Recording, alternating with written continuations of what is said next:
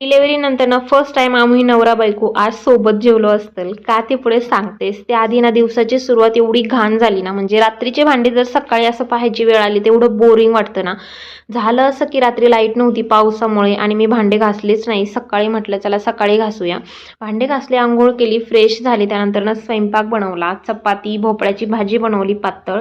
आणि कालचे एवढे आंबे घरामध्ये पाहून आहोंची फरमाईश आज मस्त असा आमरस बनव. तर मग इथे आमरस बनवायला घेतला आणि आम्ही दोघं आज सोबत का जेवणार होतो, कारण डिलेव्हरी नंतर असं झालंय की मला टायमात जेवावं लागतं आणि तोपर्यंत हे घरी नसतात. त्यांना यायच्या आधीच माझं जेवण झालेलं असतं आणि आज ते घरी होते म्हणून आज सोबत आम्ही जेवणार होतो. खूप ताईंनी मला विचारलं की तू डिलेव्हरी नंतर आमरस किंवा आंबा खाते का. तर हो, मी आंबाही खाते आणि आमरसही खाते, कारण ते एक फळ आहे आणि फळाने कुठलाही त्रास होत नाही हे नक्कीच. त्यानंतर मस्त असं जेवण केलं. त्यांना व्हिडिओमध्ये यायला आवडत नाही त्यामुळे मी त्यांना काही घेतलं नाही. जाहिरातींमध्ये तुम्ही खूपदा पाहिलं असेल मॅगी 2 मिनिटात बनते, पण अरे पाणी उकळायला 2 मिनिटं लागतात, मॅगी कशी 2 मिनिटात होते हे मला आजपर्यंत कळालं नाही.